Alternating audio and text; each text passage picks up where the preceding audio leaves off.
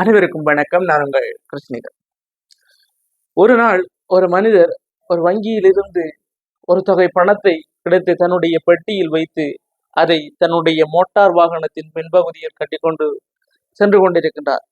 சென்று கொண்டிருக்கும் வழியில் அந்த பெட்டியிலிருந்து ஒரு கட்டு பணம் கீழே விழுகிறது. அதாவது 100 ரூபாய் தாள் 100 கொண்ட ஒரு கட்டு பணம் கீழே விழுகிறது. அந்த விழுந்த வேகத்தில் அந்த கட்டிலிருந்து ஒரு 100 ரூபாய் தாள் சிதறி விழுகிறது. தனியாக சிதறி விழுகிறது. அந்த வழியில் வந்த ஒருவன் அந்த 100 ரூபாய் தாளை எடுத்துக்கொண்டு, ஆஹா, இன்றைக்கு எனக்கு எவ்வளவு அதிர்ஷ்டம் என்று சொல்லி அந்த 100 ரூபாய் பணத்தை வைத்து அன்றைய நாளை சந்தோஷமாக கழித்து விட்டார். இன்னும் ஒருவன் அதே வழியில் வருகிறான்.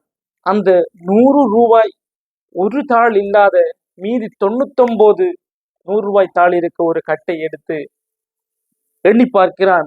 அதில் 99 நாணயத்தாள்கள் இருக்கிறது. மறுபடியும் எண்ணி பார்க்கிறான். 99 நாணயத்தாள்கள் தான் இருக்கிறது.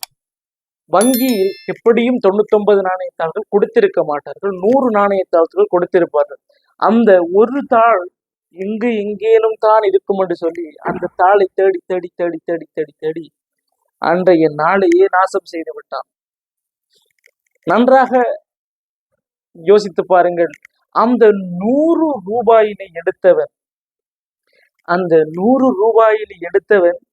அன்றைய நாளை அந்த 100 ரூபாயில் சந்தோஷமாக கழித்து விட்டான். காரணம், அவனுக்கு அது கிடைத்ததே போதுமாக இருந்தது. ஆனால் 100 ரூபாய் தாள் 100 என்று சொன்னால் 10,000 அல்லவா? 10,100 போனால் 9,900 கிடைத்தவனுக்கு அந்த மீதி 100 ரூபாயை தேடியே அன்றைய நாள் நாசமாக போனது.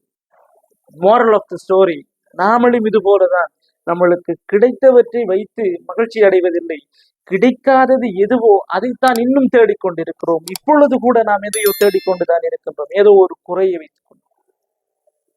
ஆனால் நம்மளுக்கு அந்த குறையை தாண்டி எவ்வளவோ நிறைகள் இருக்கிறது. அதை வைத்து நாம் உச்சத்திற்கு செல்ல வேண்டும் என்று நினைப்பதே இல்லை. அந்த 100 ரூபாய்த்தான் தேடிக்கொண்டிருக்கின்றோம், கையில் 9,900 ரூபாயை வைத்துக் கொண்டு. எனவே இன்றிலிருந்து அந்த 100 ரூபாயை தேடுவதை விடுங்கள். அது எவனோ ஒருவர் மகிழ்ச்சி அடைந்து போகட்டும். மீதி 9,900 ரூபாயில் நீங்கள் உங்களுடைய பல நாட்களை கழித்துக் கொள்ளுங்கள். 100 ரூபாயில் ஒருவன் ஒரு நாள் சந்தோஷமாக இருந்தான் என்றால் அந்த 9,900 உங்களால் பல நாட்கள் சந்தோஷமாக இருக்க முடியும். நன்றாக சிந்தித்துக் கொள்ளுங்கள். நன்றி.